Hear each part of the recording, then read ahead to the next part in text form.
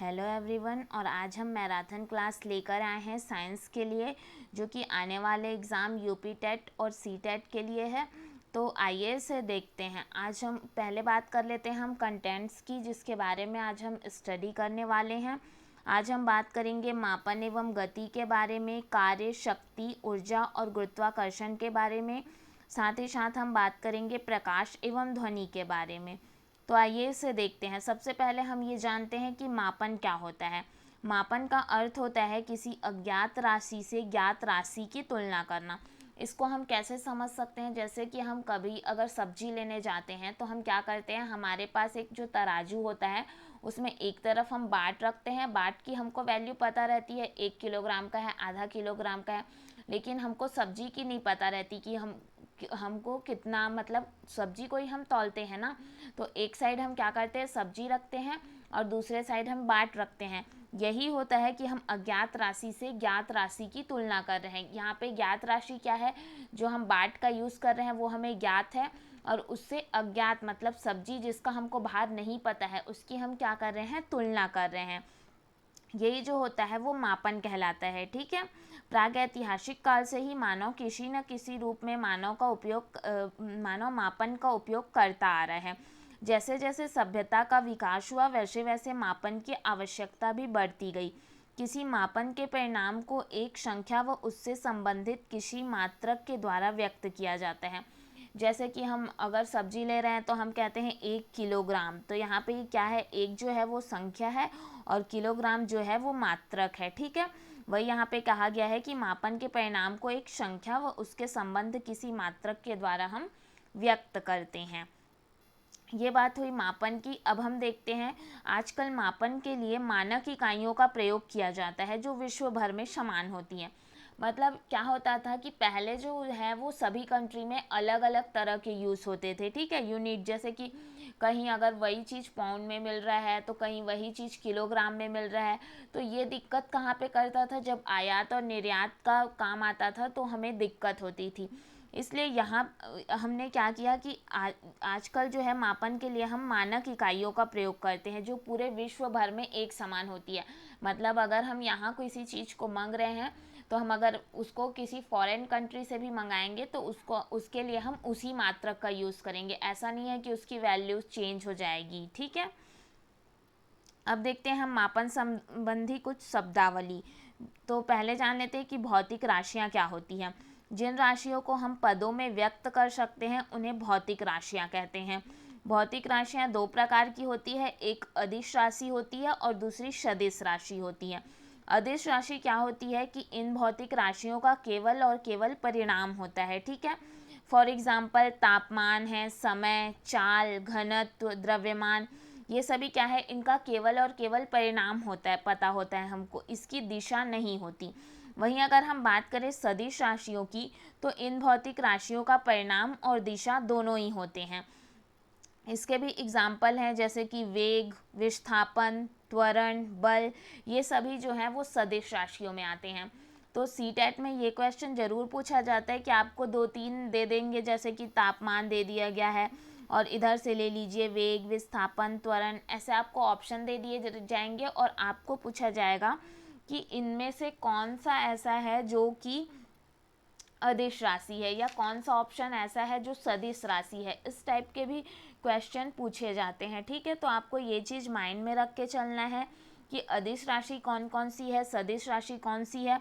या आपको ये याद रखना है कि अगर आपको ऑप्शन में बहुत सारे अगर सदिश और अदिश को मिक्स करके भी दिया गया है तो आप आसानी से बता सको कि ये सदिश राशि है, ये अदिश राशि है, क्योंकि इस टाइप के क्वेश्चन मापन से पूछे जाते हैं। नेक्स्ट देखते हैं, हम बात करते हैं इकाई मात्रक की। किसी राशि के माप के लिए उसी राशि के जिस निश्चित परिणाम को हम मानक मान लेते हैं उसे इकाई कहते हैं। ठीक है। इकाई जो होती है वो दो प्रकार की होती है, मूल मात्रक और व्युत्पन्न मात्रक। तो मूल मात्रक क्या होते हैं ये जान लेते हैं। तो जो मानक अन्य मानकों से स्वतंत्र होते हैं उन्हें मूल मात्रक कहते हैं। ठीक है। मूल मात्रक में क्या क्या आएगा, लंबाई, समय और द्रव्यमान।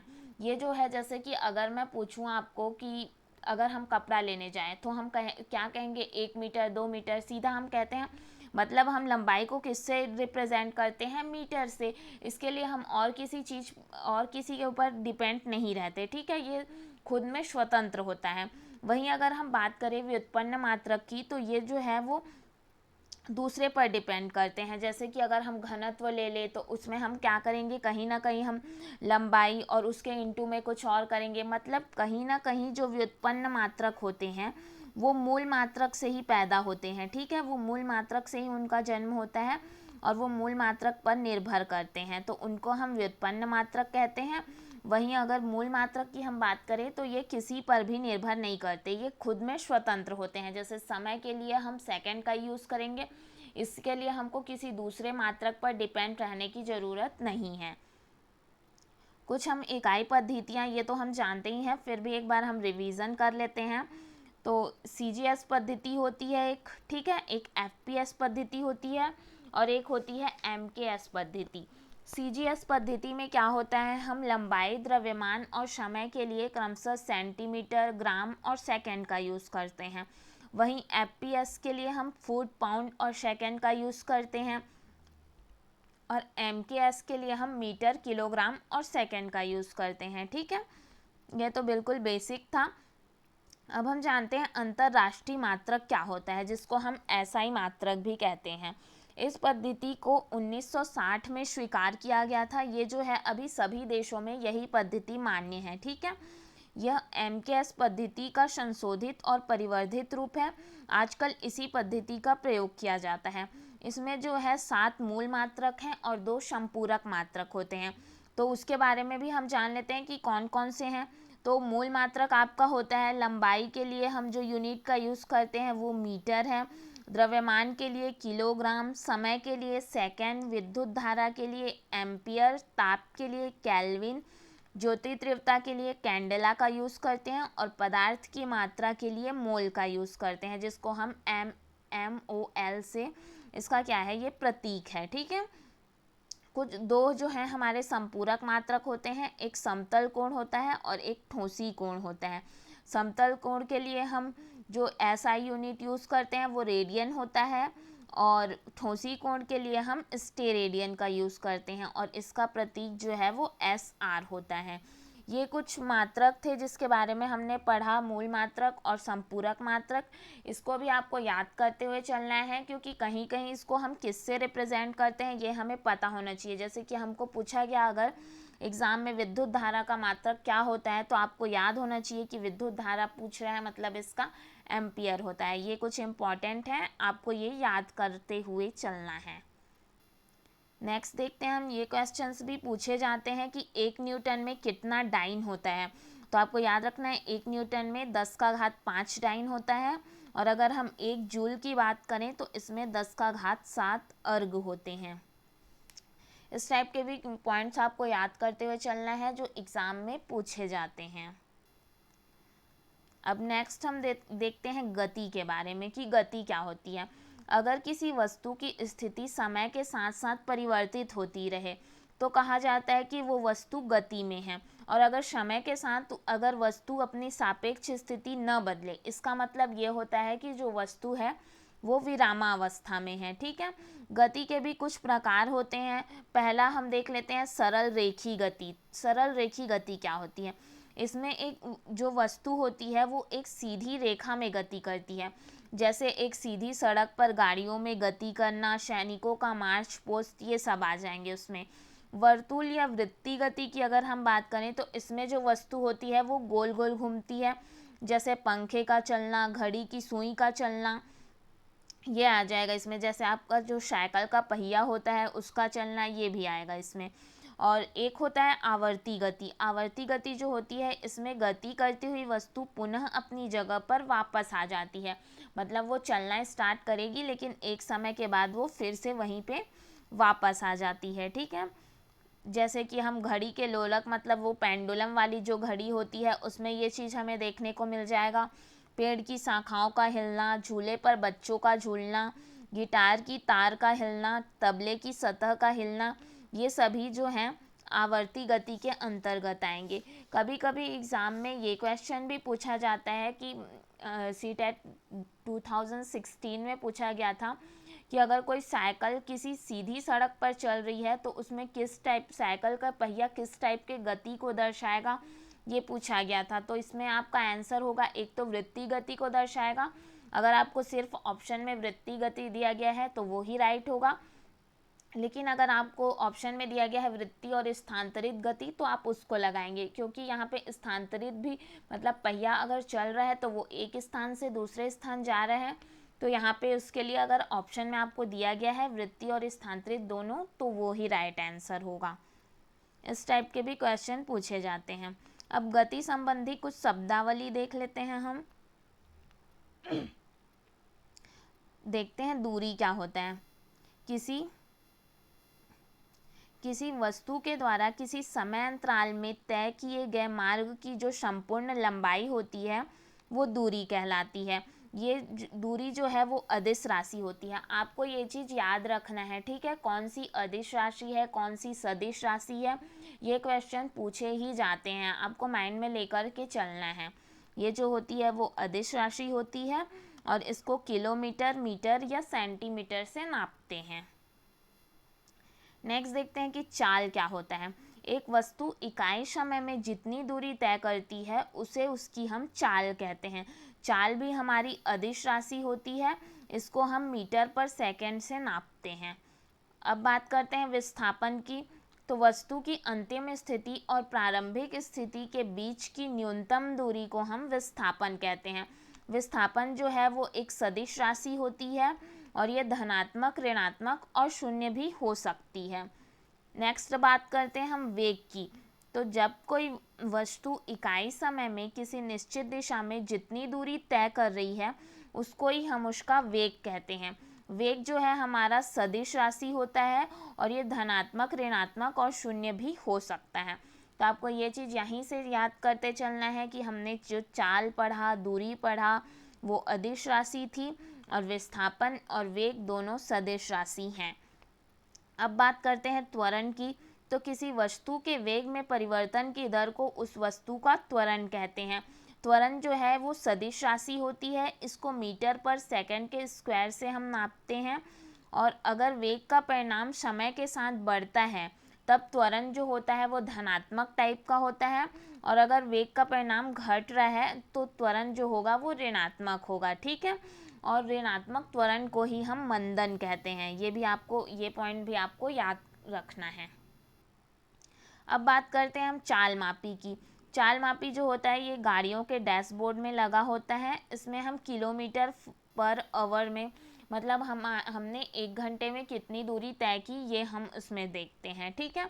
अगर हम बात करें पथ मापी की तो ये गाड़ियों के डैशबोर्ड में लगा होता है। इसमें सिर्फ और सिर्फ हमको किलोमीटर दिखता है कि हमने कितना दूरी तय किया है, ठीक है उसमें, और इसमें प्रति घंटे में कितने चले हैं वो दिखता है। आगे देखते हैं एक समान त्वरित गति के लिए गैलीलियो का समीकरण जो है उसको भी एक हम देख लेते हैं थोड़ा सा।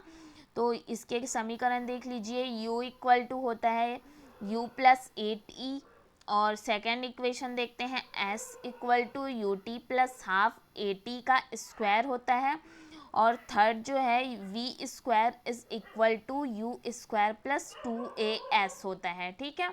यहाँ पे u जो है आपका प्रारंभिक वेग है, v अंतिम वेग होता है, a की अगर हम बात करें तो a त्वरण को रिप्रेजेंट करता है, s दूरी को बता रहा है और t जो है वो समय को बताता है। नेक्स्ट देखते हैं, हम बात करते हैं लोलक या पेंडुलम की जो आवर्त गति होती है उसके बारे में। लोलक और पेंडुलम के बारे में आप सभी को पता होगा। आपने वो वॉच देखे होंगे जो हम लगाते हैं घर में, या कोई भी चीज़ जिसको हम किसी अगर तार से किसी ठोस में लटका दें इस तरह से तो वो इस टाइप की जो गति करती है उसको ही हम लोलक या पेंडुलम की गति कहते हैं, ठीक है। इसके बारे में थोड़ा पढ़ लेते हैं। एक भारहीन व लंबाई में न बढ़ने वाली डोरी में किसी गोल एवं भारी कण को लटकाकर डोरी को किसी आधार से हम अगर लटका दें तो यह सरल लोलक बन जाता है। लोलक को साम्य स्थिति से थोड़ा विस्थापित करके छोड़ने पर इसकी गति आवर्त या दोलन गति कहलाती है। लोलक का अपनी गति में एक ओर की चरम स्थिति से दूसरे ओर की चरम स्थिति तक और फिर पहले ओर की चरम स्थिति तक वापस आने को ही हम लोलक का एक दोलन कहते हैं। ठीक है, मतलब वो यहाँ से यहाँ और फिर ऐसे आएगा, उसको हम उसका एक दोलन कहते हैं। ए से सी और फिर सी से ए तक, मतलब अगर हम यहाँ पे सपोज कर लीजिए, यहाँ पे हम ऐसे मान लेते हैं ये जो है हमारा ए है, सेंटर को बी ले लेते हैं और ये सी ले लेते हैं। ठीक है, तो यहाँ पे बोल रहा है ए से सी तक के, ठीक है, फिर सी से फिर से ए तक के जो आता है उसको हम उसका एक दोलन कहते हैं। वही जो मैंने आपको कहा, ये यहाँ से और फिर यहाँ इस तरह जब वापस आएगा तो हम उसको इसका एक दोलन कहते हैं। लोलक द्वारा एक दोलन पूरा करने में लगा समय उसका दोलन काल या आवर्त काल कहलाता है, जिसको हम कैपिटल टी से रिप्रेजेंट करते हैं। एक सेकंड में लोलक द्वारा किया गया दोलन, मतलब लोलक की आवृत्ति जो होती है उसको हम म्यू कहते हैं। ठीक है, और आवृत्ति की अगर हम इकाई की बात करें तो इसको हम हर्ट्ज कहते हैं। और एक चीज़ आप याद रखना, इसके लिए एक फॉर्मूला जो होता है वो v is equal to 1/t होता है। लोलक या हम पेंडुलम से अगर बात करें तो इसके जनरली जो क्वेश्चन पूछे जाते हैं वो उसका आपको दे दिया रहेगा, आवर्त काल दे दिया रहेगा और कितना दोलन करेगा, इस टाइप का ही क्वेश्चन पूछा जाता है। तो इसमें आपको क्या करना रहेगा कि जैसे कि अगर हम बात करें क्वेश्चन की कि किसी सरल लोलक का आवर्त काल आपको दे दिया गया है 1.5 या जो भी सपोज कर लीजिए इतना सेकंड है करके, और आपसे पूछा क्या है कि 32 सेकंड में वो कितना दोलन करेगा, तो आप सबसे पहले जो आपको एक दोलन का दिया गया है सेकंड उसको आप निकालेंगे। उसके बाद आप क्या करेंगे, जितना दोलन का आपको 32 सेकंड में पूछा है तो आप जैसे 32 से डिवाइड कर देंगे 1.6 को, तो आपको पता चल जाएगा कि वो कितना दोलन करेगा। थोड़े न्यूमेरिकल क्वेश्चन पूछे जाते हैं सरल लोलक से, और कुछ ये आप जैसे कि ये फॉर्मूला है ये आप याद रखिए अगर आपको इससे रिलेटेड कुछ पूछ दिया गया तो, और बाकी आपको आवृत्ति, आवर्तकाल और यही सब दोलन वाले ही क्वेश्चन पूछे जाते हैं। तो ये देख लेते हैं हम कि यदि आयाम कम हो तो किसी स्थान पर किसी लोलक का आवर्तकाल t, उसकी लंबाई व उस स्थान पर गुरुत्वीय त्वरण जिसको हम स्मॉल g से रिप्रेजेंट करते हैं उस पर निर्भर करता है। मतलब t is equal to 2π√1/g। आवर्तकाल लोलक के पदार्थ व द्रव्यमान पर निर्भर नहीं करता है। निर्वात में लोलक अधिक समय तक दोलन करता है। ठीक है, ये कुछ लोलक की प्रॉपर्टीज़ थी। और लोलक से क्वेश्चन पर हमने बात कर लिया कि अधिकतर जो है न्यूमेरिकल्स टाइप के ही पूछे जाते हैं, और इसके जो आवर्तकाल, आवृत्ति से रिलेटेड फॉर्मूला है ये आपको याद रखना है। साथ ही साथ आपको ये भी पूछा जा सकता है कि लोलक का आवर्तकाल किस पर निर्भर करता है। इस टाइप के क्वेश्चन भी क्या है पूछे जाते हैं। ठीक है, तो लोलक का आवर्तकाल आप ये फॉर्मूला से देखकर बता सकते हैं कि उसकी लंबाई पर, उसके गुरुत्वीय त्वरण पर, इस टाइप का। इसलिए आप फॉर्मूला और इसका जो डेफिनेशन है उसे माइंड पर रख के चलिएगा।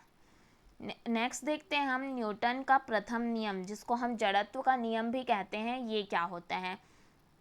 तो इस नियम के अनुसार कोई वस्तु अगर विराम अवस्था में है तो वो विराम अवस्था में ही रहेगी, और अगर कोई वस्तु एक समान गति से चल रही है या गत्यावस्था में है तो वो गत्यावस्था में ही रहेगी जब तक कि ही कम हम उस पर कोई बाह्य बल न लगाएं। ये होता है न्यूटन का प्रथम नियम। इसके कुछ एग्जाम्पल हम देख लेते हैं। जैसे पेड़ को हिलाने से उसके फल जो हैं वो टूटकर नीचे गिर जाते हैं। कंबल को डंडे से पीटने पर धूल के कण झड़कर गिर जाते हैं। ये चीज़ आप लोगों ने फील किया होगा कि रुकी हुई गाड़ी के अचानक चलने पर जो उसमें बैठे हुए यात्री होते हैं वो पीछे की ओर झुक जाते हैं। ये जो होता है वो न्यूटन के प्रथम नियम के कारण होता है। और चलती हुई गाड़ी के अचानक रुकने पर उसमें बैठे हुए जो यात्री होते हैं वो आगे की ओर झुक जाते हैं। ये भी जो है वो न्यूटन के प्रथम नियम के कुछ एग्जाम्पल हैं। नेक्स्ट देखते हैं हम कार्य क्या होता है। ठीक है, कार्य के बारे में स्टडी कर लेते हैं। अगर हम बात करें बेसिकली इस यूनिट से, मापन और गति से, तो इससे इसी टाइप के क्वेश्चन पूछे जाते हैं। साथ ही आपको ये सब जो SI मात्रक किसका क्या होता है ये आपको पूछ दिया जाएगा। जैसे सपोज ऊष्मा का ही पूछ दिया आपको कि इसका SI मात्रक क्या होता है, कौन सी राशि सदिश है, कौन सी अदिश है, ये क्वेश्चन पूछे जा सकते हैं। और आपको पूछा जा सकता है इसमें एंगस्ट्रॉन्ग से हम किसको नापते हैं, तो ये सब चीज़ जो है आपको याद रखना है, ठीक है। तरंग की लंबाई के लिए हम एंगस्ट्रॉन्ग का यूज़ करते हैं। आपको जूल में कितने अर्ग होते हैं, क्षेत्रफल का SI मात्रक, ये सब भी पूछे जाते हैं।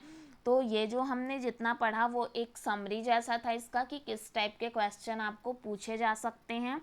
अब हम बात करते हैं कार्य के बारे में। जो हमने कंटेंट्स में सेकंड जो देखा था उसके बारे में हम स्टडी करते हैं।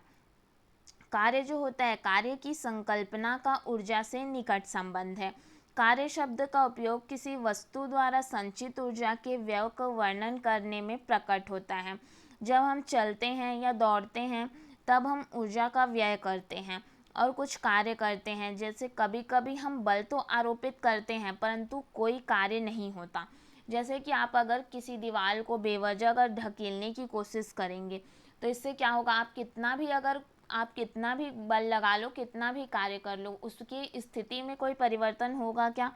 बिल्कुल भी परिवर्तन नहीं होगा। तो यहाँ पे जो है कोई कार्य नहीं होता है, ठीक है। भौतिक में कार्य की माप लगाए गए बल और बल की दिशा में वस्तु के विस्थापन का गुणनफल के बराबर होता है। यह आपको याद रखना है, ठीक है। लगाया गया बल और बल की दिशा में वस्तु का जो विस्थापन होता है उसको ही हम कार्य कहते हैं। मतलब W is equal to F into D. आपको याद रखना है कि कार्य जो होती है वो एक अदिश राशि होती है और इसका SI मात्रक न्यूटन मीटर या जूल है। नेक्स्ट देखते हैं, बात करते हैं शक्ति की। तो शक्ति जो होती है वो कार्य करने की दर होती है, उसे हम शक्ति कहते हैं। इसका SI मात्रक वॉट होता है। वॉट की कुछ वैल्यूज़ याद कर लीजिए जो एग्ज़ाम में पूछे जा सकते हैं। 1 वॉट बराबर 1 जूल पर सेकेंड होता है। वहीं अगर हम मीटर पर सेकेंड में बात करें या न्यूटन मीटर पर सेकेंड में बात करें तो 1 वॉट की वैल्यू 1 न्यूटन मीटर पर सेकेंड होती है। एक अश्व शक्ति बराबर 746 वॉट होता है। और शक्ति का वाणिज्यिक मात्रक की अगर हम बात करें तो वो किलोवाट घंटा होता है।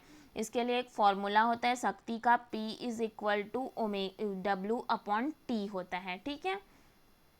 ये शक्ति के बारे में कुछ बेसिक था, ये सब आपको याद रखना है। एक अश्व शक्ति बराबर 746 वॉट होता है, ये आपको माइंड में रखना है, ठीक है। ये क्वेश्चन भी पूछे जाते हैं।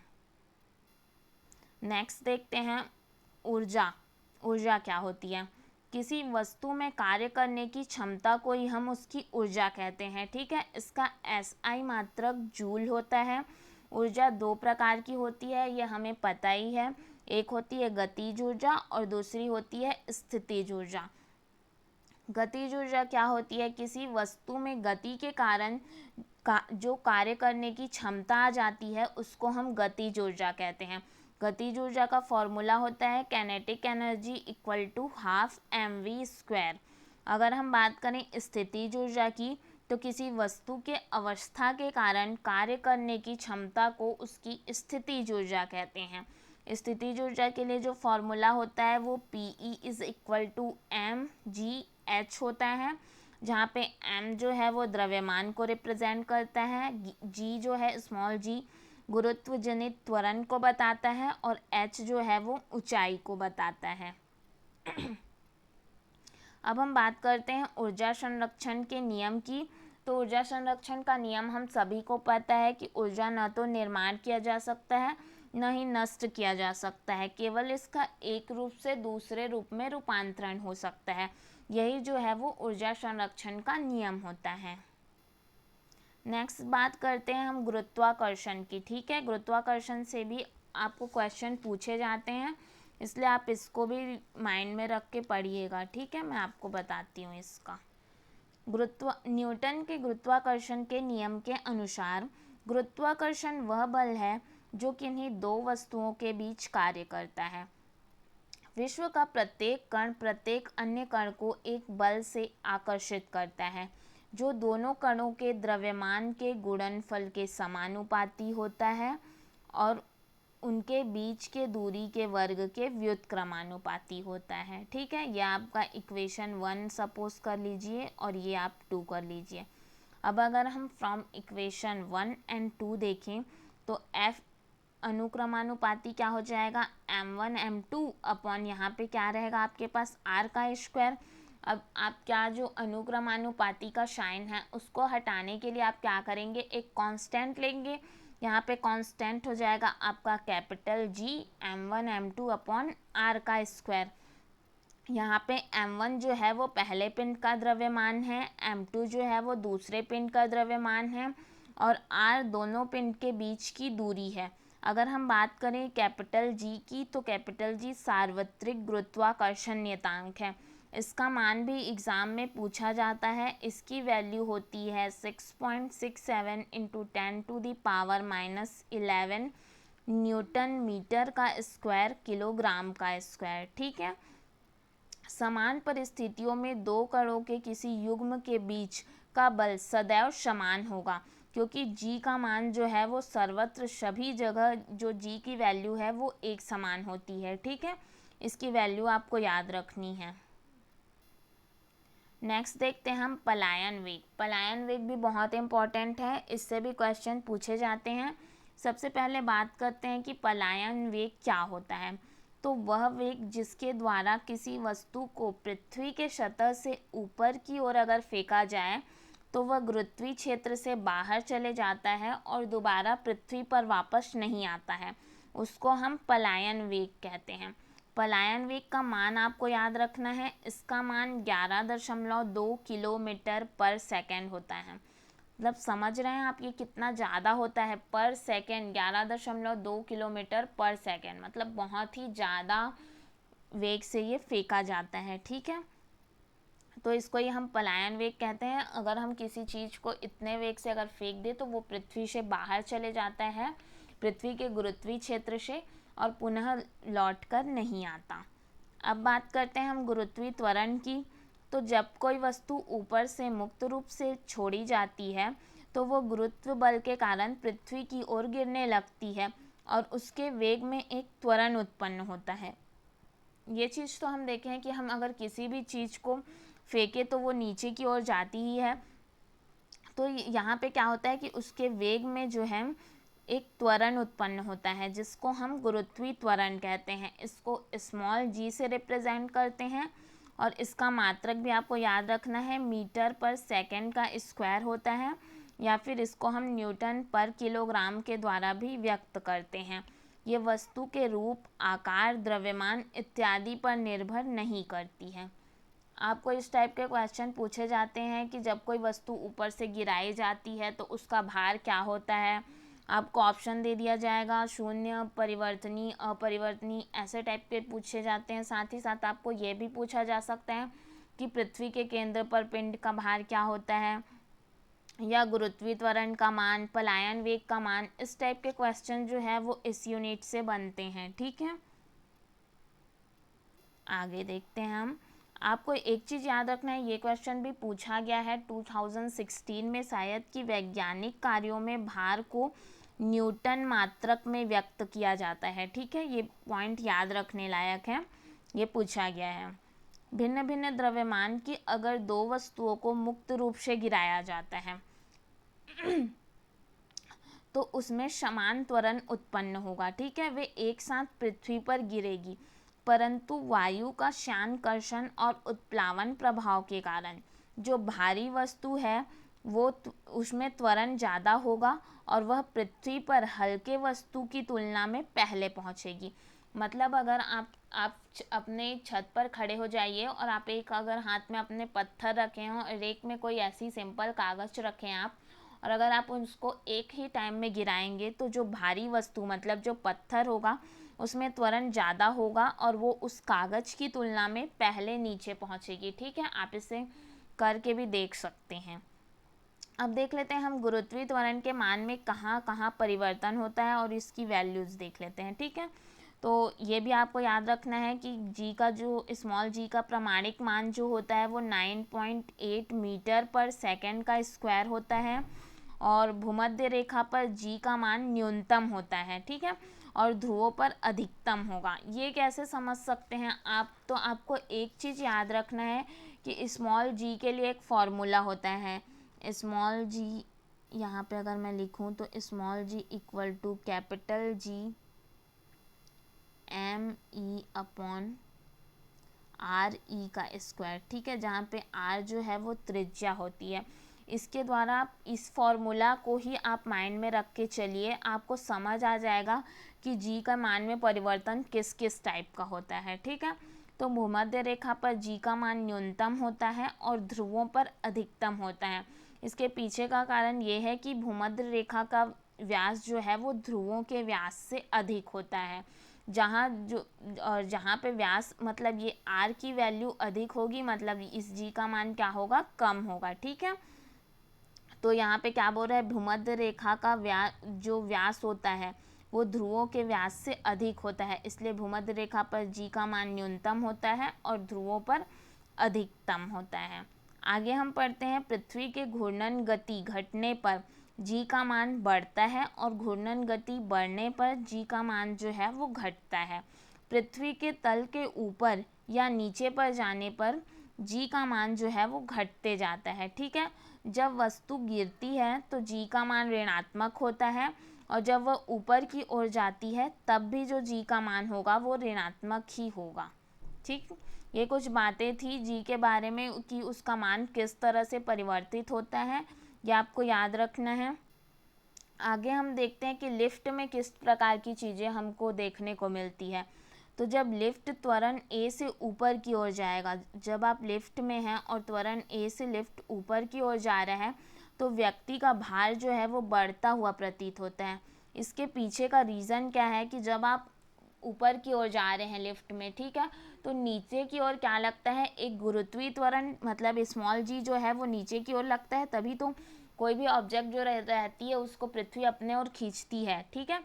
तो जी जो है वो नीचे की ओर लगेगा और आप जो है त्वरण ए से ऊपर की ओर जा रहे हैं, मतलब आप जी के अगेंस्ट वर्क कर रहे हैं, इसलिए इस कंडीशन में क्या होता है, व्यक्ति का भार बढ़ता हुआ प्रतीत होता है। वहीं जब लिफ्ट त्वरण ए से नीचे की ओर आती है तब व्यक्ति का भार घटता हुआ प्रतीत होगा। ऐसा क्यों होगा, क्योंकि आपका गुरुत्वीय त्वरण का डायरेक्शन भी वही है और उसी आप डायरेक्शन में आ रहे हैं, इसलिए यहाँ पे क्या होगा, आपको भार घटता हुआ प्रतीत होगा। अगर ऐसी स्थिति में सपोज अगर लिफ्ट की डोरी टूट जाती है तो व्यक्ति का भार जो है उसको शून्य प्रतीत होगा, क्योंकि वहाँ पे सिर्फ और सिर्फ जो गुरुत्वीय त्वरण है वही रह जाएगा, ठीक है। अगर लिफ्ट एक समान वेग मतलब ए की वैल्यू 0 है तब अगर नीचे आ रही है तो उस व्यक्ति को अपने भार में कोई भी परिवर्तन महसूस नहीं होगा। इसके पीछे का कारण ये है कि वहाँ पे जो वेग है, वेग का वैल्यू एक समान है, ठीक है, इस वजह से। नेक्स्ट देखते हैं, अगर नीचे आती लिफ्ट में ए मतलब जो त्वरण है उसका मान ज़्यादा है किससे, गुरुत्वीय त्वरण से, तब क्या होगा कि व्यक्ति जो है वो लिफ्ट की छत से जा लगेगा। क्यों लगेगा, क्योंकि यहाँ पे त्वरण जो है उसकी वैल्यू बहुत ज़्यादा है, ठीक है, मतलब वेग जो है इसका हम ये कह सकते हैं कि वेग का मान क्या है, बहुत ज़्यादा है, इसलिए जो व्यक्ति है वो लिफ्ट के छत से जा लगेगा, क्योंकि आभासी बल व्यक्ति पर क्या लगेगा, ऊपर की ओर बल लगेगा, इस वजह से वो ऊपर की ओर लगेगा, उसको आभासी बल ऊपर की ओर लगेगा, इसलिए वो लिफ्ट के छत की ओर ऊपर चले जाएगा। कृत्रिम उपग्रह के अंदर प्रत्येक वस्तु जो है वो भारहीनता की अवस्था में होती है, क्योंकि उपग्रह के तल के द्वारा वस्तु पर लगाया गया प्रतिक्रिया बल का जो मान होता है वो शून्य होता है, ठीक है। ये भी पॉइंट आपको याद रखना है कि उपग्रह तल के द्वारा वस्तु पर लगाया गया प्रतिक्रिया बल जो होता है वो शून्य होता है। साथ ही साथ आपको ये भी याद रखना है कि चंद्रमा पर वायुमंडल नहीं है, परंतु वहाँ भारहीनता भी नहीं है, क्योंकि चंद्रमा के लिए जो जी का मान स्मॉल जी का मान होता है वो पृथ्वी के स्मॉल जी के मान का 1/6 गुना होता है, समझिए बहुत ज़्यादा होता है, ठीक है, वो 1/6 गुना होता है। ये तो बात हो गई कुछ लिफ्ट की, लिफ्ट से रिलेटेड ऐसा ये आपके हम नॉलेज के लिए बताएं हैं कि आपको पता रहे, क्योंकि त्वरण और ये त्वरण से रिलेटेड और अक्सर ये देखा जाता है कि ये जो आपको लिखा गया है यहाँ पे उपग्रह तल द्वारा लगाया गया प्रतिक्रिया बल शून्य होता है। इस तरह के क्वेश्चन पूछे जाते हैं। साथ ही साथ ये भी आपसे पूछा जा सकता है कि चंद्रमा पर वायुमंडल की अनुपस्थिति का कारण क्या है, तो आप वो भी बता सकते हैं कि किस वजह से है वो। ठीक, तो जैसे कि आपको पूछ दिया गया कि चंद्रमा पर वायुमंडल की अनुपस्थिति का कारण क्या है, तो कम गुरुत्वीय त्वरण, अधिक गुरुत्वीय त्वरण, इस तरह से आपको ऑप्शन दिए जाएंगे। तो आपको बताना है कि कम गुरुत्वीय त्वरण के कारण है। ठीक, और साथ ही साथ जो हमने गुरुत्वाकर्षण के बारे में उसका फॉर्मूला पूछा है स्मॉल जी के लिए, जो हमने यहाँ पे आपको बताया ये समीकरण, ये भी आपको याद रखना है कि कौन सा समीकरण सही है, ये भी पूछा जा सकता है। और 1 किलोवाट घंटा जो हमने पढ़ा उसके बारे में भी क्वेश्चन पूछे जा सकते हैं। साथ ही साथ वो जो नॉर्मल है किसका एसआई मात्रक क्या है, ये सब भी पूछे जा सकते हैं। ठीक है, और लिफ्ट से रिलेटेड में आपको आभासी भार और उसके वास्तविक भार से अधिक होगा या कम होगा, इस तरह के क्वेश्चन बन सकते हैं लिफ्ट वाले चैप्टर से भी। ठीक है, तो ये कुछ क्वेश्चन है जो हम जिसकी प्रैक्टिस कर सकते हैं और इस यूनिट से पूछे जा सकते हैं। तो आइए आगे देखते हैं। हम प्रकाश के बारे में हम बात करते हैं। जो इस चैप्टर का हम जो तीसरा कंटेंट पढ़ने जा रहे हैं वो है प्रकाश। ठीक है, तो प्रकाश जो होती है वो एक प्रकार की ऊर्जा है जो विद्युत चुंबकीय तरंगों के रूप में संचरित होती है। प्रकाश का परावर्तन जान लेते हैं कि क्या होता है। जब प्रकाश की किरण किसी पॉलिश किए हुए या चमकदार पृष्ठ पर पड़ती है तो वह पृष्ठ प्रकाश की दिशा को परावर्तित कर देता है। इसको ही हम प्रकाश का परावर्तन कहते हैं। सपोज आपके जो दर्पण में कोई प्रकाश की किरण पड़ी, उसके बाद वो मुड़ के जब आपके आँखों पर जाती है तभी आपको कोई भी चीज़ विजिबल होता है। ठीक है, इसको ही हम प्रकाश का परावर्तन कहते हैं। परावर्तन के नियम होते हैं, उसके बारे में देख लीजिए। आपतित किरण, परावर्तित किरण, परावर्तक पृष्ठ पर आपतन बिंदु पर खींचा गया अभिलंब, ये सभी जो है वो एक ही तल पर होते हैं। ठीक है, और आपको ये भी याद रखना है कि आपतन कोण और परावर्तन कोण सदैव बराबर होते हैं, मतलब कोण I इज इक्वल टू कोण R होता है। जितना I का वैल्यू होगा उतना ही R का होगा, क्योंकि ये दोनों हमेशा बराबर होते हैं और ये तीनों भी एक ही तल पर होते हैं, ये भी आपको याद रखना है। ये जो है परावर्तन के नियम हैं। परावर्तन के हम प्रकार देख लेते हैं कि परावर्तन कितने प्रकार के होते हैं। तो एक होता है नियमित परावर्तन, ये आपको क्लियरली विजिबल होगा होप। ये परावर्तन जो होता है सदैव हमको चिकने पृष्ठ पर ही प्राप्त होता है। नियमित परावर्तन के द्वारा ही जो है वो प्रतिबिंब बनता है। ठीक है, चिकने पृष्ठ मतलब हम दर्पण का निर्माण कैसे करते हैं। दर्पण या जो हम आईना देखते हैं उसमें बेसिकली होता क्या है कि एक कांच का अगर टुकड़ा है, उसके एक तरफ आप सिल्वर या किसी भी चीज़ की अगर आप पॉलिश कर दें तो वो एक दर्पण की तरह कार्य करने लग जाता है। ठीक है, तो इस टाइप का जो नियमित परावर्तन होता है वो सदैव चिकने पृष्ठ पर ही होता है। नियमित परावर्तन के द्वारा ही प्रतिबिंब बनता है। इससे चिकने पृष्ठ पर पड़ने वाले आपतित किरण परावर्तित होकर समांतर हो जाती है। दूसरा हम देखते हैं विसरित परावर्तन क्या होता है। तो जब प्रकाश की कोई किरण किसी समतल पृष्ठ से परावर्तित होकर समांतर नहीं होती तो हम उसे विसरित परावर्तन कहते हैं। ठीक है, प्रकाश का विसरण जो है हमको अधिकतर खरदूरे पृष्ठ पर ही देखने को मिलेगा। जैसे कि कुछ भी आप खरदूरा पृष्ठ सपोज कर लीजिए, या देख लीजिए यहाँ पे ही जो दिया है आपको, गत्ते की अनियमितताओं के कारण जो होता है विसरित परावर्तन हमको देखने को मिलता है। इसमें जो है समतल पृष्ठ में परावर्तित होकर समांतर नहीं होती जो भी प्रकाश की किरण आती है वो। और प्रकाश थर्ड जो है आपका पार्श्व परावर्तन है। ठीक है, पार्श्व परावर्तन इम्पॉर्टेंट है, इससे क्वेश्चंस भी बनते हैं। तो इससे देखते हैं हम इसके द्वारा जो बना प्रतिबिंब में, जब पार्श्व परावर्तन में क्या होता है कि प्रतिबिंब में जब दायां भाग बायां और बायां भाग दायां दिखाई देता है, ठीक है, उसको हम पार्श्व परावर्तन कहते हैं। पार्श्व का मतलब होता है साइड, तो इसमें जो ये परावर्तन होता है केवल एक साइड का होता है। कभी कभी आप देखे होंगे मिरर में कि आपको आपका दायां हाथ बायां दिखाई देता है और बायां हाथ दायां। ये जो होता है पार्श्व परावर्तन के कारण ही होता है। साथ ही साथ इसका एक उपयोग और है जो उपयोग किया ही जाता है, ये आपको याद भी रखना है कि जो एम्बुलेंस होते हैं उसमें जो एम्बुलेंस वर्ड है वो उल्टा लिखा हुआ होता है। उसके पीछे का कारण क्या है कि जिसके कारण जो आगे आने वाले वाहन होते हैं उसके चालक को ये पार्श्व परावर्तन के कारण सीधा दिखाई देता है। ठीक है, उनको उनके मिरर में जो ये उल्टा एम्बुलेंस लिखा हुआ होता है वो सीधा दिखाई देता है, जिससे कि वो उसको जाने के लिए रास्ता देते हैं। आगे देखते हैं हम। यहाँ पे मैंने सिर्फ पारभासी को लिया है क्योंकि मुझे पता है कि आप लोग को भी पारदर्शी और अपारदर्शी दोनों चीज़ें पता है और इससे कुछ खास क्वेश्चंस भी नहीं बनते। जो मेन इम्पॉर्टेंट है वो है पारभासी।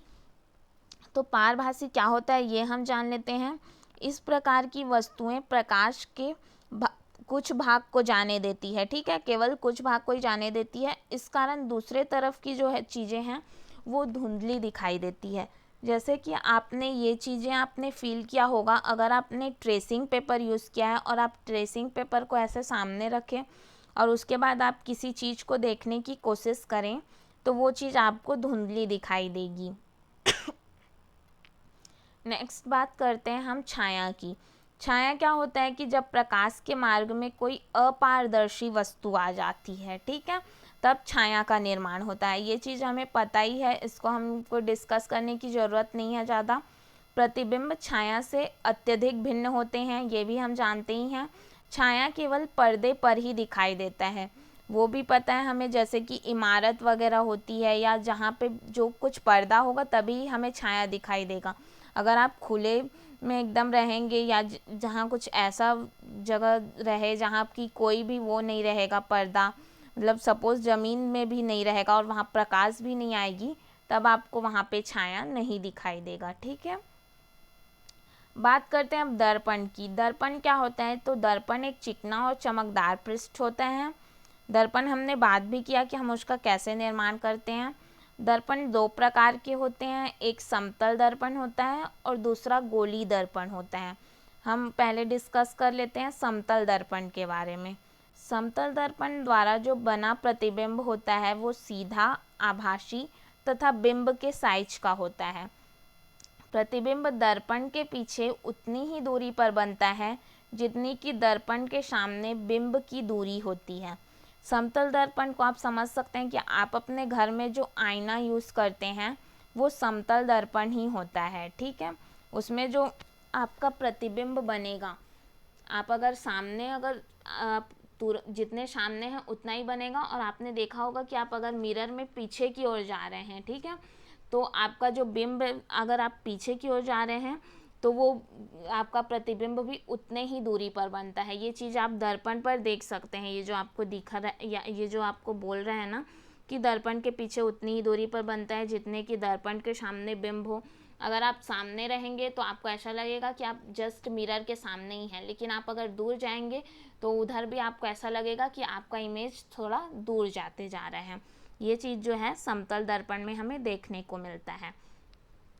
इसमें आपको एक नोट करने लायक बात यह है कि समतल दर्पण पर किसी भी वस्तु का केवल एक ही प्रतिबिंब बनता है। ठीक है, अब मैं आपको एक चीज़ और बताना चाहती हूँ कि जो वास्तविक प्रतिबिंब होता है वो उल्टा होता है और उसको हम पर्दे पर प्राप्त कर सकते हैं। वहीं अगर हम काल्पनिक या आभासी प्रतिबिंब की बात करें, जो वर्ड यहाँ पे यूज़ हो रहा था उसको मैं डिस्क्राइब कर रही हूँ। अगर हम आभासी प्रतिबिंब की बात करें तो इसका जो इमेज होता है वो सदैव सीधा बनता है और इसको हम पर्दे पर प्राप्त नहीं कर सकते। आगे हम देखते हैं परावर्तित प्रकाश का पुनः परावर्तित होना। ये चीज़ क्या होता है ये हम देख लेते हैं। ठीक है, तो इसके बारे में इसमें जो हम एग्जाम्पल पढ़ेंगे वो आपको शायद पता भी होगा। इसमें क्या होता है कि जब आपतित किरण किसी दर्पण पर पड़ती है तो वो परावर्तित होती है। ठीक है, और यही परावर्तित किरण यदि किसी अन्य दर्पण पर भी आपतित होती है तो इससे क्या होगा, हम जिसके द्वारा हम पीछे का वह भाग देख सकते हैं जो हमें सीधे दिखाई नहीं देता। ये चीज़ आप एग्जाम्पल से आप बेहतर तरीके से समझेंगे, लेकिन आप अभी डेफिनेशन को ध्यान से सुनिएगा। अर्थात दो दर्पण के परावर्तन के द्वारा हम उन वस्तुओं को देख सकते हैं जिन्हें हम सीधे नहीं देख पाते हैं। एक बार मैं फिर से कहना चाहूँगी, जब आपतित किरण किसी दर्पण पर पड़ती है तो वो परावर्तित होती है, ठीक है। अब वही परावर्तित किरण किसी अन्य दर्पण पर अगर आपतित हो रही है तो इस कंडीशन में क्या होगा कि हम पीछे का वह भाग भी दिखाई दे सकेगा हमको जो हम सीधे नहीं देख सकते हैं, ठीक है।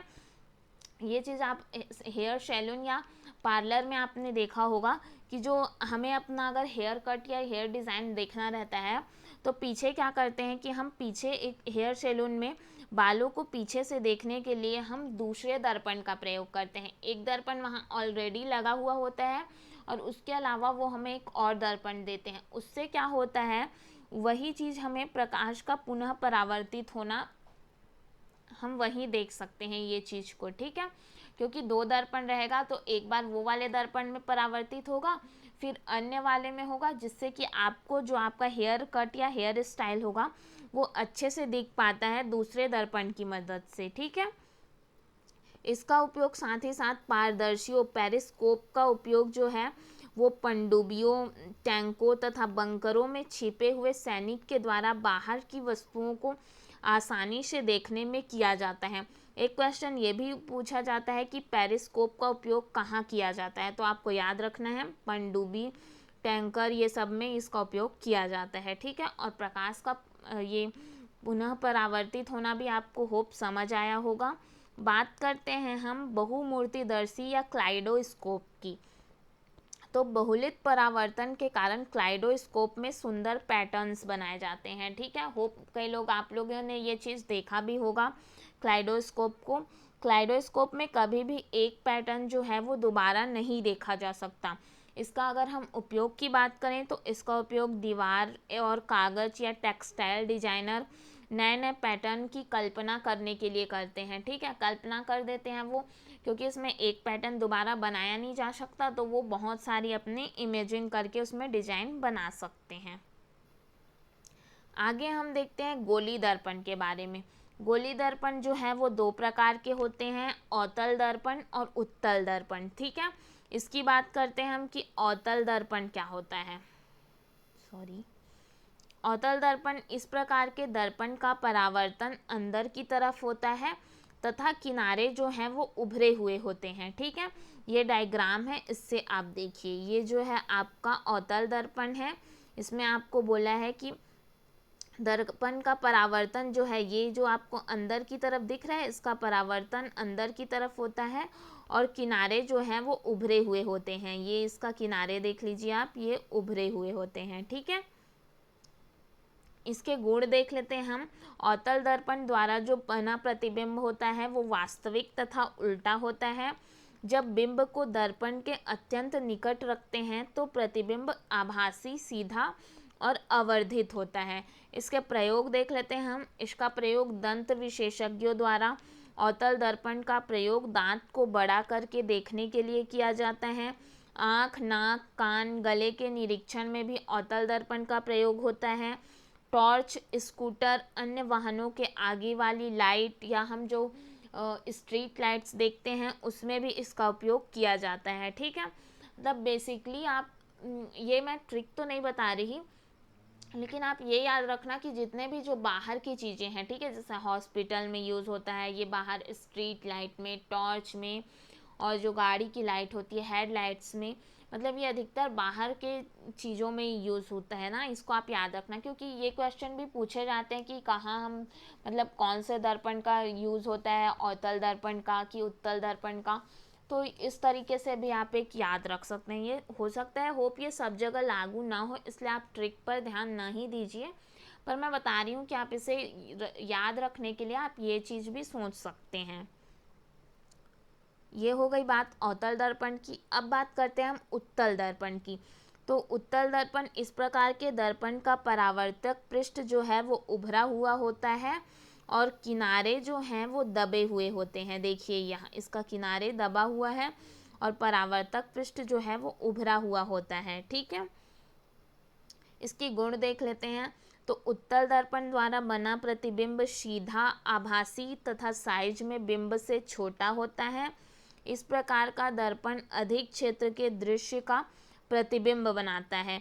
इसकी अगर हम उपयोग की बात करें तो वाहनों के साइड मिरर में साइड मिरर जो होते हैं वो उत्तल दर्पण के बने होते हैं, इस जिसके कारण जो चालक है वो पीछे के अधिक क्षेत्र को वाहन से देख सकता है। ठीक है, ये चीज़ याद रखिएगा, इन दोनों में अंतर समझिए आप।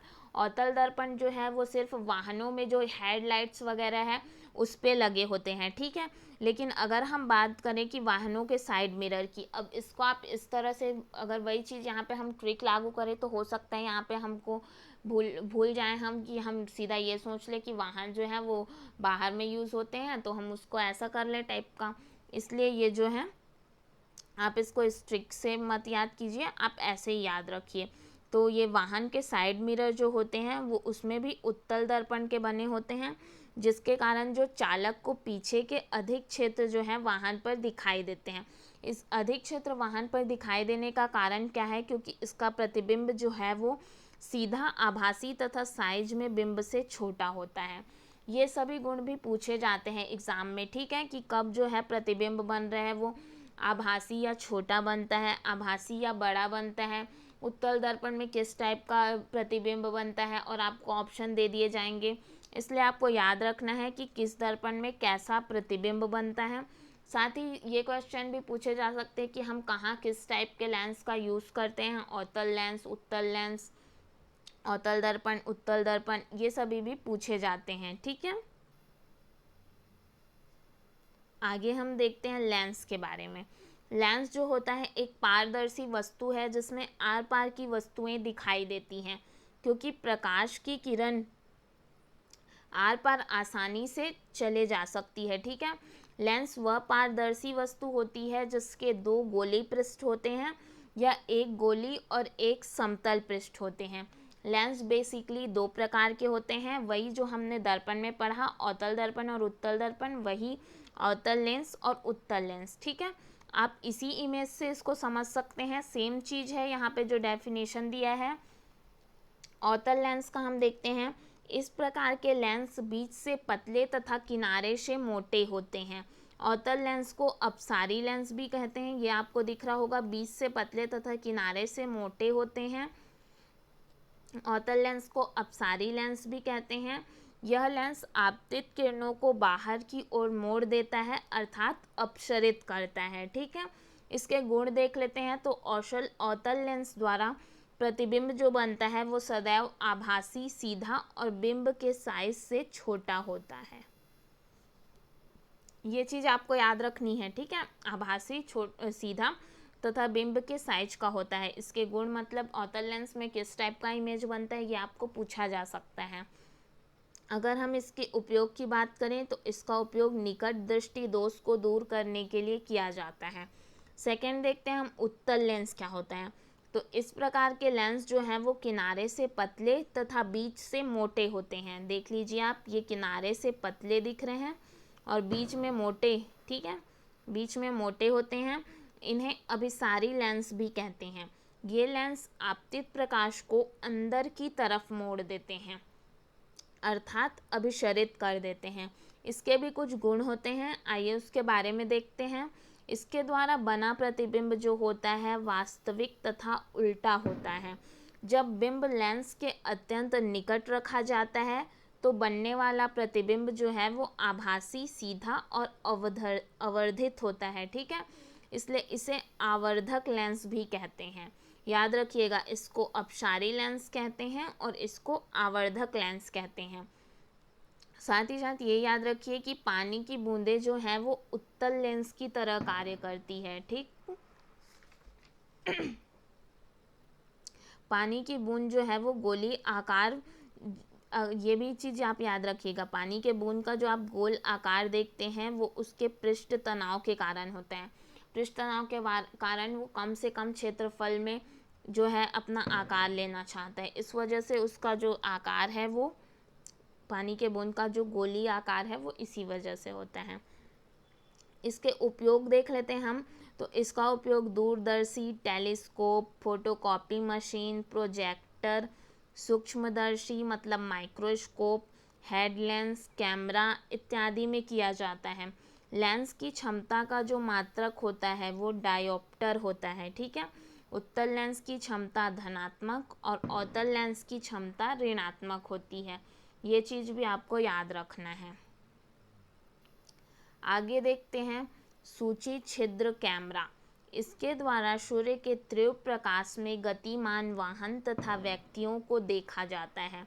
इस कैमरे में दूर की रंगीन वस्तु का प्रतिबिंब सदैव उल्टा, वास्तविक तथा छोटा होता है। प्रतिबिंब का रंग बिंब के रंग का ही होता है। ये चीज़ आप देखे होंगे। इसका यूज़ जो होता है, जो ग्रहण होते हैं उस टाइम हम, या दूरबीन आप लोगों ने देखा होगा, वही चीज़ है ये, ठीक है। सूर्य का सीधे नहीं देखना चाहिए। तो सूर्य ग्रहण के समय इस कैमरे द्वारा सूर्य का प्रतिबिंब देखने पर सूर्य का एक भाग धीरे धीरे काला दिखाई देता है। छाया का बनना या सूची छिद्र प्रतिबिंब, ये सभी तभी संभव है जब प्रकाश जो है वो एक सरल रेखा पर गति करेगी। आगे बात करते हैं सूर्य के प्रकाश की। तो सूर्य का प्रकाश जो है वो श्वेत प्रकाश कहलाता है, क्योंकि यह 7 रंगों से मिलकर बना होता है। प्रकाश का अपने रंगों में विभाजित होना ही प्रकाश का विक्षेपण कहलाता है। अब बात करते हैं हम प्रकाश के प्रकीर्णन की।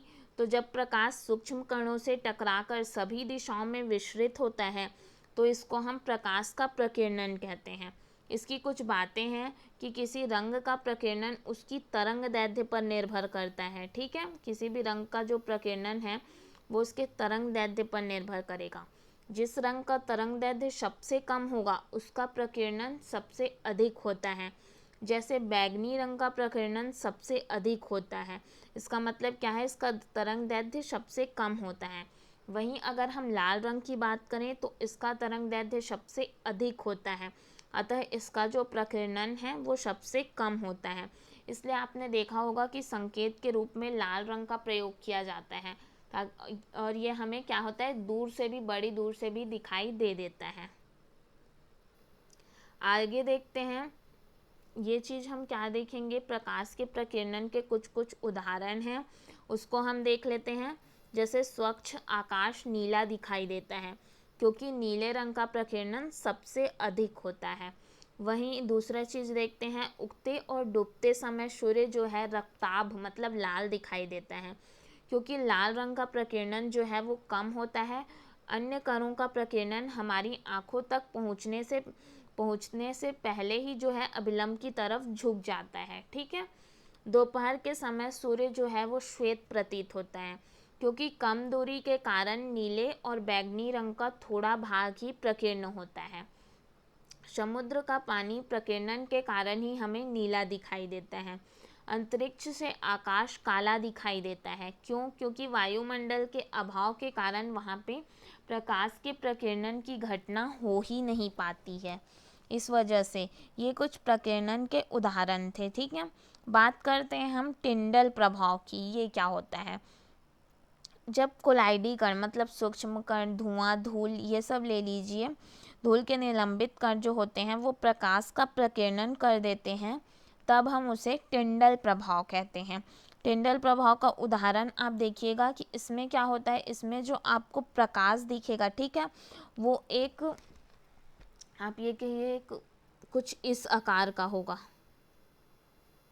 ये आपको दिख रहा है, कुछ इसी आकार में आपको दिखेगा। ये जो आप सेकंड वाला देखिए या फर्स्ट वाला, जो भी, इस आकार में आपको प्रकाश आता हुआ दिखाई देगा, ठीक है। शंकु के आकार में होता है ये।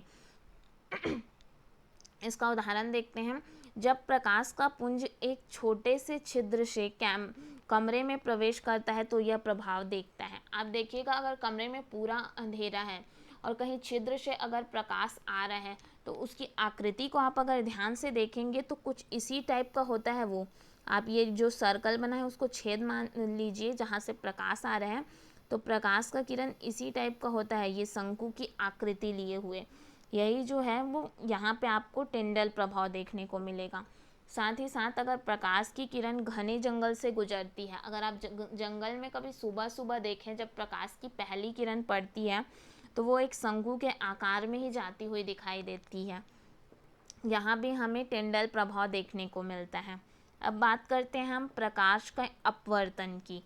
तो जब प्रकाश की किरण एक पारदर्शी विरल माध्यम से दूसरे पारदर्शी सघन माध्यम में प्रवेश करती है तो वो अभिलंब की तरफ झुक जाती है, ठीक है, और सघन से विरल माध्यम में प्रवेश करती है तो वो अभिलंब से दूर हटती है। इस घटना को ही हम प्रकाश का अपवर्तन कहते हैं। प्रकाश के अपवर्तन के कुछ एग्जाम्पल्स देख लीजिए जहां आपको ये घटना देखने को मिलती है। रातों में तारों का टिमटिमाना है जैसे, और पानी में आधी डूबी हुई छड़ हमें टेढ़ी सी दिखाई देती है, ये प्रकाश के अपवर्तन के कारण होता है।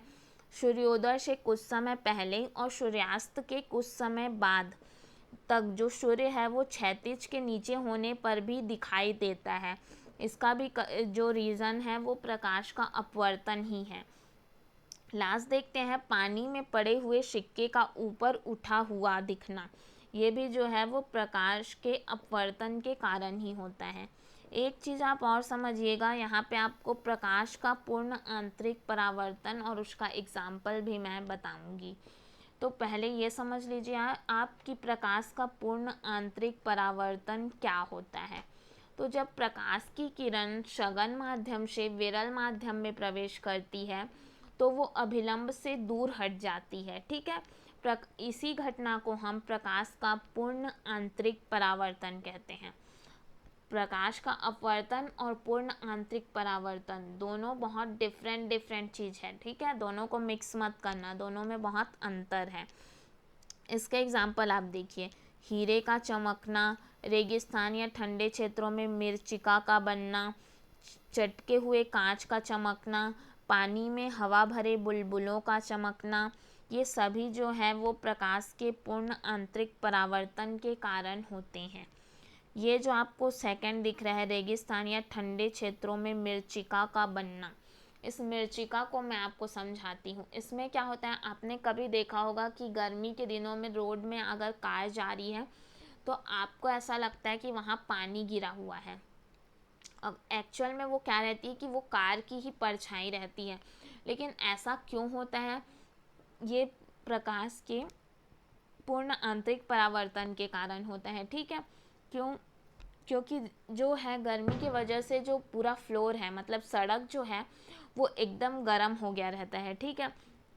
तो इसमें क्या होता है, इसमें जो प्रकाश की किरण होती है वो आपका नीचे विरल हो जाता है और ऊपर सघन हो जाता है। ऊपर जो रहता है थोड़ा ठंडा रहता है और नीचे का जो परत, अगर हम नीचे के सबसे नीचे वाले पृथ्वी के परत की बात करें तो वो गर्म होती है। तो इस कंडीशन में जो उसमें किरण पड़ती है वो सघन माध्यम से विरल माध्यम में प्रवेश करती है, ठीक है। मतलब ठंडे वाले क्षेत्र से गर्म में प्रवेश करती है तो वो क्या करेगी, आपको अभिलंब से दूर हटती हुई दिखाई देगी। तो दूर हटते हुए वो आपके आंखों पर आती है, इस वजह से आपको ऐसा लगता है कि वहाँ पे पानी गिरा हुआ है, ऐसा टाइप का।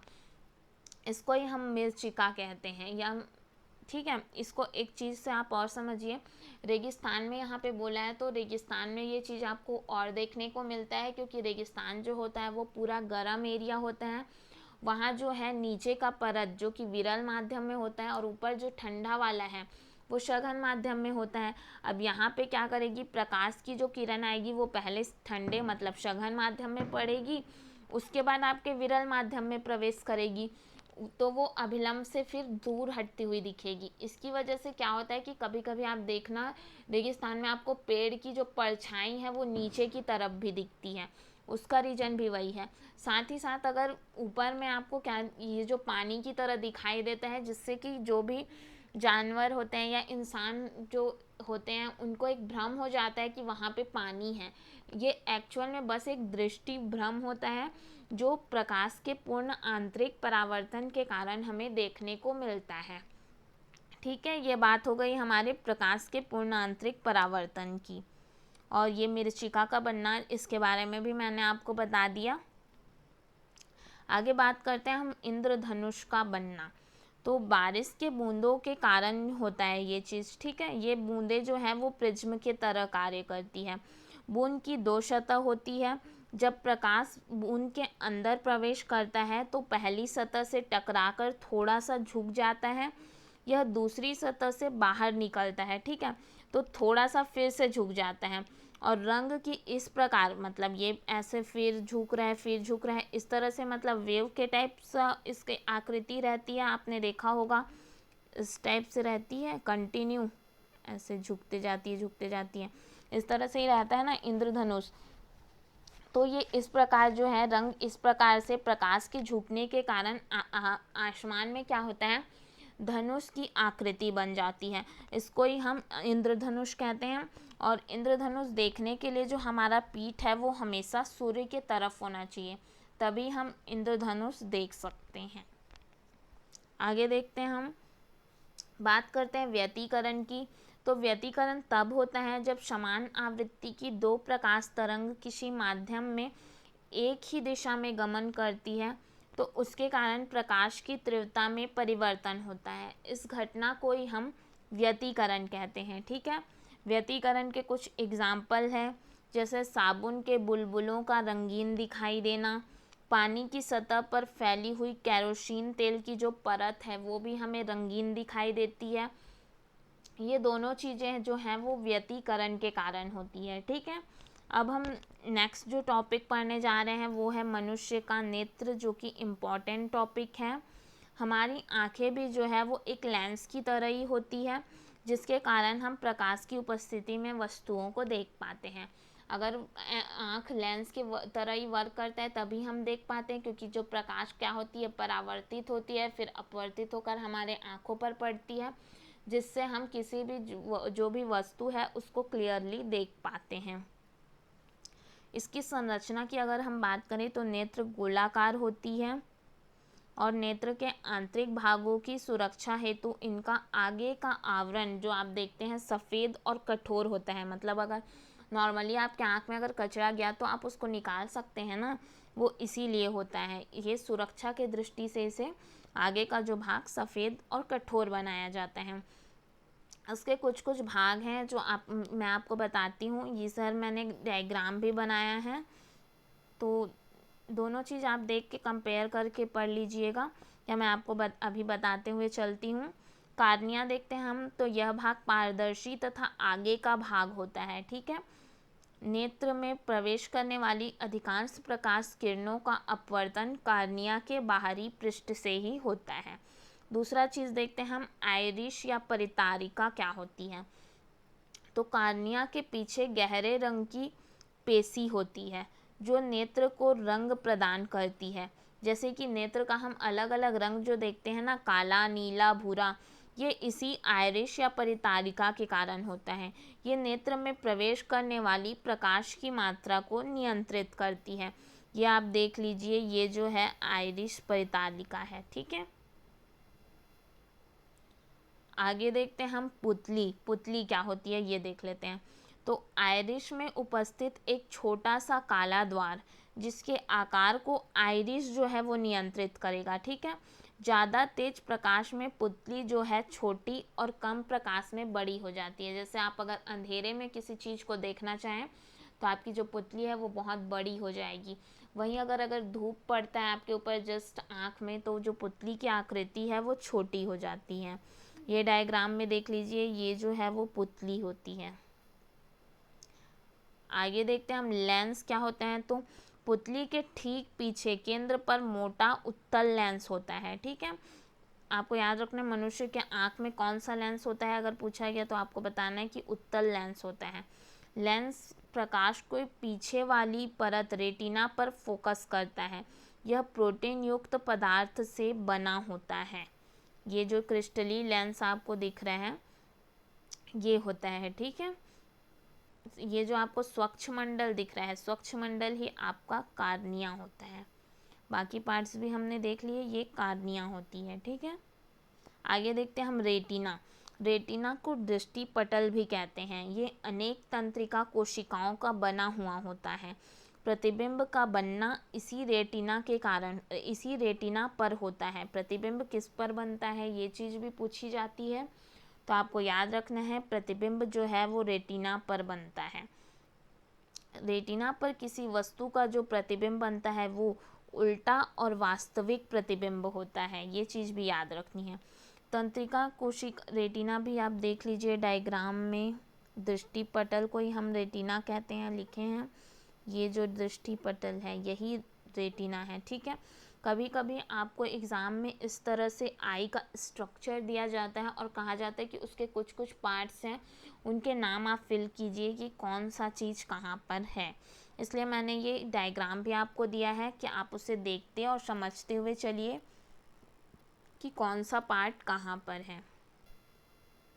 आगे देखते हैं, तंत्रिका कोशिका जो होती है वो दो प्रकार की होती है, शंकु और शालाकाएं।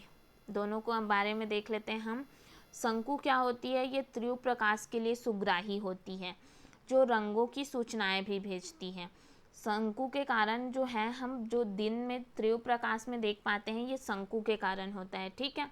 शालाकाएं जो है वो मंद प्रकाश के लिए सुग्राही होती है, मतलब जिनके में शालाकाएं अधिक होगी वो रात में देख पाते हैं। जैसे कि आप आगे एग्जाम्पल में देखना, आपको समझ आएगा शंकु और शालाकाओं के बारे में। अंध बिंदु देख लेते हैं, तो दृक तंत्रिकाओं तथा रेटिना की संधि पर कोई तंत्रिका कोशिका नहीं होती, उसे ही हम अंध बिंदु कहते हैं। रेटिना पर बने प्रतिबिंब का प्रभाव वस्तु हटा लेने के बाद भी 1/16 सेकंड तक बना रहता है, ठीक है। याद रखना है आपको, 1/16 सेकंड तक के बना रहता है इसका प्रभाव। नेत्र द्वारा किसी भी वस्तु को पढ़ने के लिए उनके बीच की दूरी जो है वो 25 सेंटीमीटर होनी चाहिए। ये चीज़ भी आपको याद रखना है, एग्ज़ाम में पूछे जाते हैं। अब समझिएगा शंकु और शालाकाओं को। उल्लू के नेत्र का कार्निया एवं पुतली बहुत बड़ा होता है, ठीक है। इसकी रेटिना में शालाकाएं अधिक होती है। शालाकाएं किसके लिए, मंद प्रकाश के लिए सुग्राही होती है, इसीलिए आप देखे होंगे कि उल्लू रात में देख पाता है, और इसमें शंकु जो है वो कम होता है। वही चीज़ यहाँ पे लिखा है, इसलिए ये रात में देख पाता है। दिन के पक्षियों की आँखों में, दिन के पक्षी मतलब जो आपको अदर सारे जो पक्षी दिखते हैं दिन में, उनमें क्या होता है, शंकु अधिक होती है और शालाकाएं कम होती है। और एक फैक्ट देखते हैं, केकड़े के नेत्र बहुत छोटे होते हैं, लेकिन ये सभी दिशाओं में देख सकते हैं।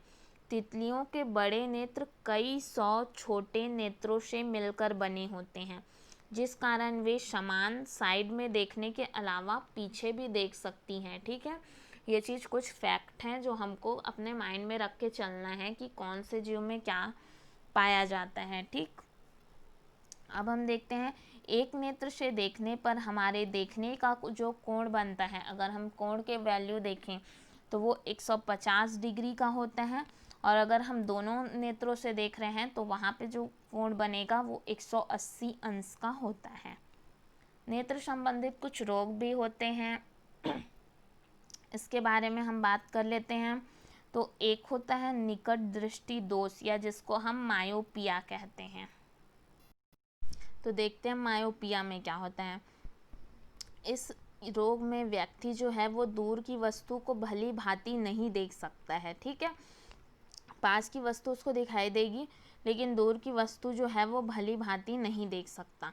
फोकस दूरी घटने के कारण वस्तु का प्रतिबिंब जो है वो रेटिना के आगे बनता है।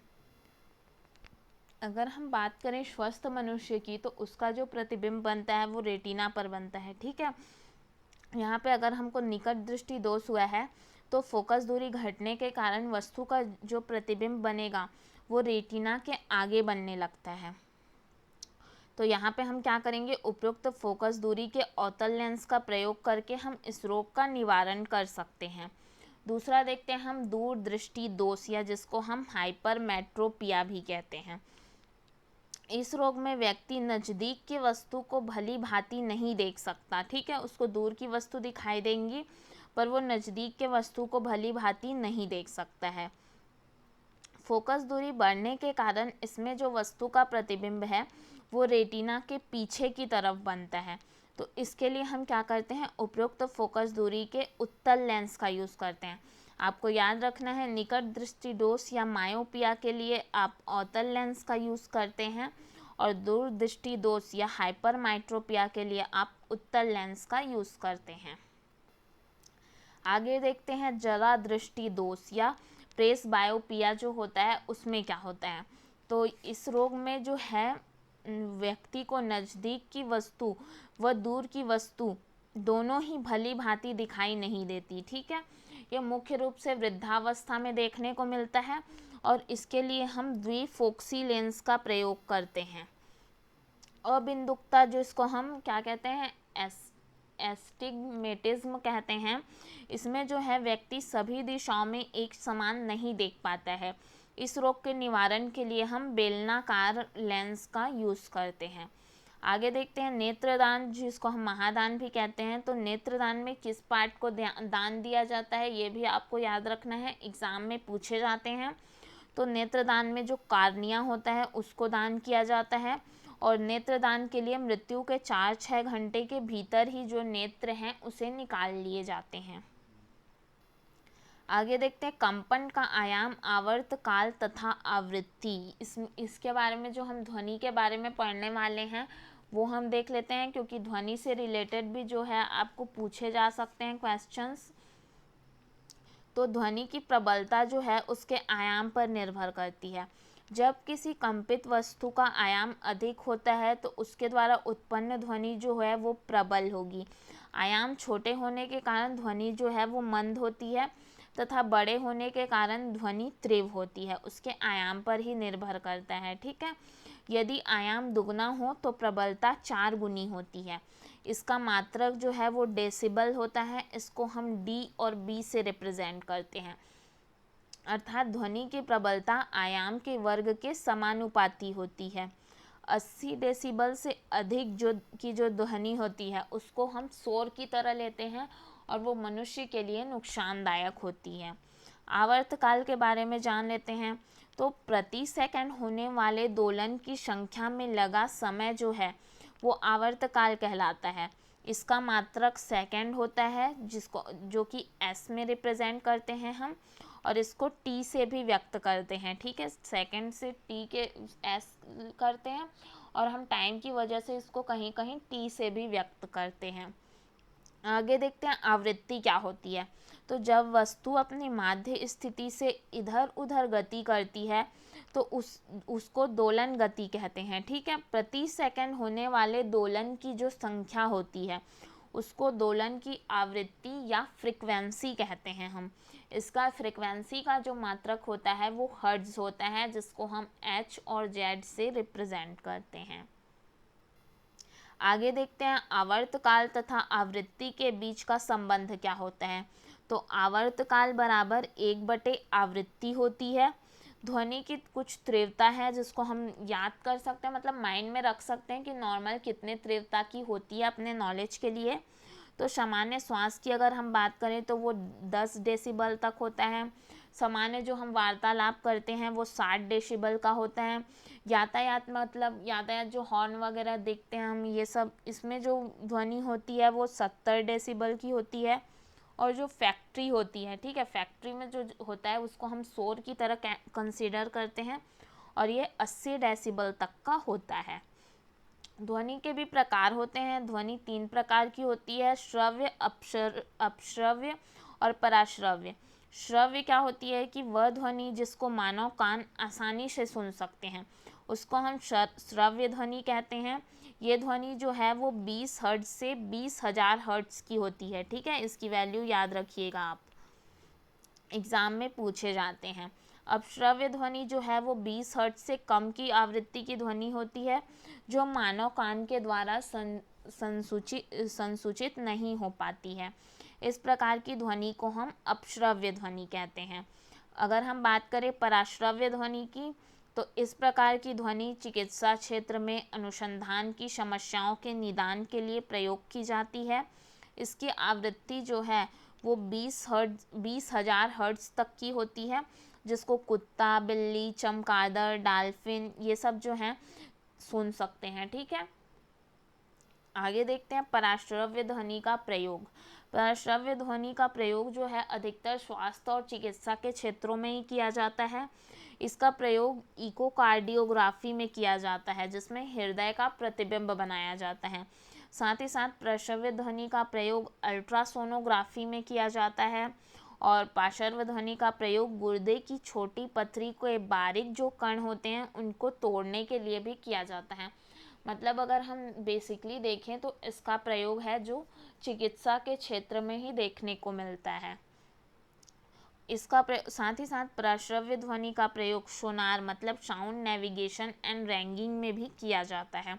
सोनार में अगर हम बात करें तो इसमें जल की स्थिति, पिंड की जो दूरी होती है, दिशा और चाल को मापा जाता है। सोनार में जिस तकनीक का प्रयोग किया जाता है उसे प्रतिध्वनिक परास या इको रेंजिंग भी कहते हैं।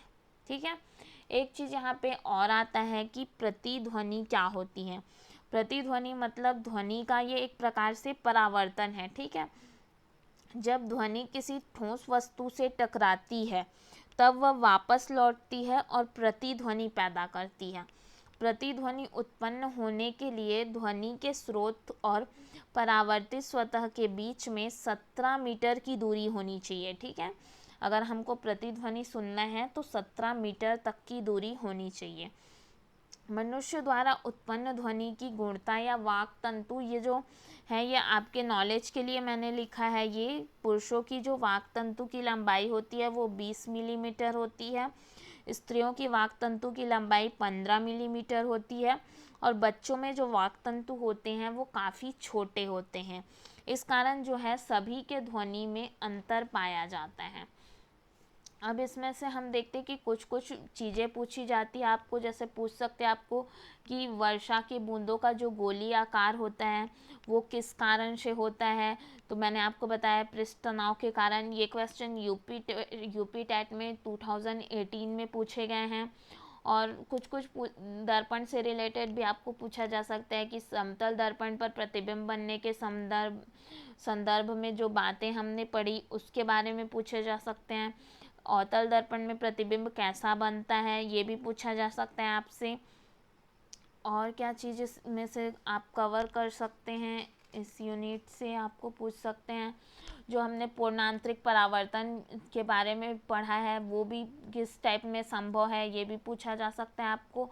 और आपको ये चीज़ याद रखना है कि नेत्रदान में जो आई का कौन सा भाग जो दान होता है ये चीज़ भी अधिकतर पूछे जाते हैं। ठीक है, आपको ध्यान में रख के ही चलना है इन चीज़ों को। और कुछ चीज़ें इसमें, हाँ, किस रंग की जो है फोकस दूरी या क्या बोलते हैं किस रंग की जो है फोकस दूरी कितनी होती है, किसकी ज़्यादा होती है किसकी कम होती है, ये चीज़ भी आप याद रख सकते हैं। और इसमें से किस टाइप के क्वेश्चंस पूछे जा सकते हैं, जो हमने अभी ये पढ़ा कान के लिए आवृत्ति वगैरह जो पढ़े हैं, मनुष्य के कान के लिए कितना होता है क्या होता है ये भी आप याद रखिएगा। साथ ही साथ आप जो उसके लिए हम लेंस के लिए जो डायोप्टर यूनिट का यूज़ करते हैं ये भी आप माइंड में रख के चलिएगा। दृष्टि दोष, निकट दृष्टि दोष, दूर दृष्टि दोष दोनों का निवारण, और जो लेंस यूज़ करते हैं प्रतिबिंब किस टाइप का बनता है, ये कुछ कुछ चीज़ें हैं जो आपको याद में रख कर चलनी है। ठीक है, और ये आवृत्ति और जो आवर्तकाल वगैरह से है इससे न्यूमेरिकल क्वेश्चन ही बनते हैं। ठीक है, इस टाइप का कुछ डिस्कशन था जो आज हमने मैराथन क्लास में देखा है, जो हमारे सी टेट यूपी टेट के सिलेबस के अकॉर्डिंग जो हमारे स्टार्टिंग के चैप्टर्स थे उसका हमने एक मैराथन बनाया है। इसमें प्लीज़ आप लोग को ये वीडियो अगर थोड़ा भी यूज़फुल लगा और अगर पसंद आया तो प्लीज़ लाइक और शेयर कीजिए guys. Thank you so much.